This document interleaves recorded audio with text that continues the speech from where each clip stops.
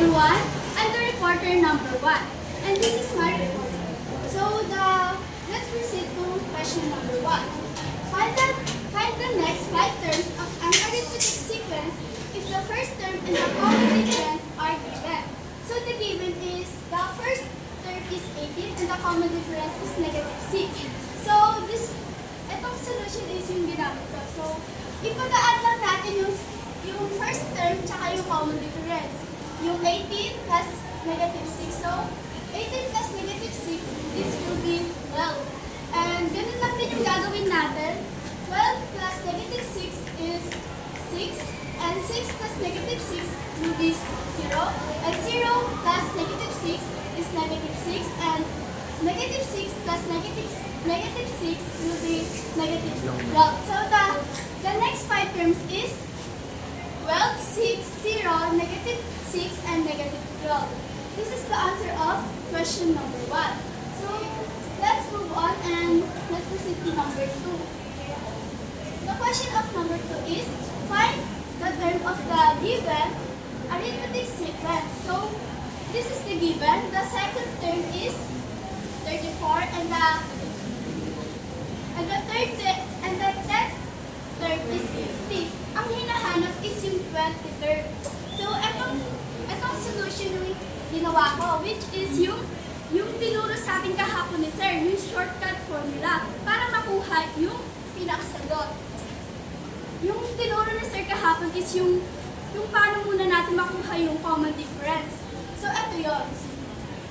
Yung 34 minus 50 and then minus 12. So 34 minus 50 is 16 and 10 minus 2 is 8. So 16 divided by 8 will be 2. So the common difference is 2. So ayun na. So nakuha na natin yung common difference. Pero ang nakalagay sa given is second term. So kailangan pa natin mahanap yung first term. So kailangan natin magawa. So 34 minus 2 will be 32. 34 minus 2 will be 32. So the first term is 32. So meron na tayong first term and the common difference.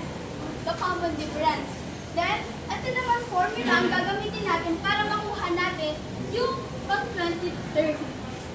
So, ito, i-apply natin siya sa formula. So, will be 32 plus 20 minus 1, then the common difference is 2.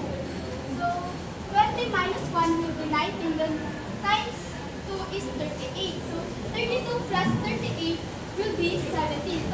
So the answer is 17. The 20th term is 70. So, let's proceed to last question, number 3. What is the first term of an arithmetic sequence whose last term of is 207? The common difference is 3, and the number of terms is 14. So this solution na ginawa ko, the given is the 14th term is 207, and the common difference is 3, and the number of terms is 14. Itong solution yung gagamitin natin para mahanap yung first term. Yung first term niya. The term minus number of term minus 1, then the common difference. I-apply natin itong mga given dito sa formula. 207 minus 14 minus 1. So 14 minus 1 will be 13. 13 times 3 is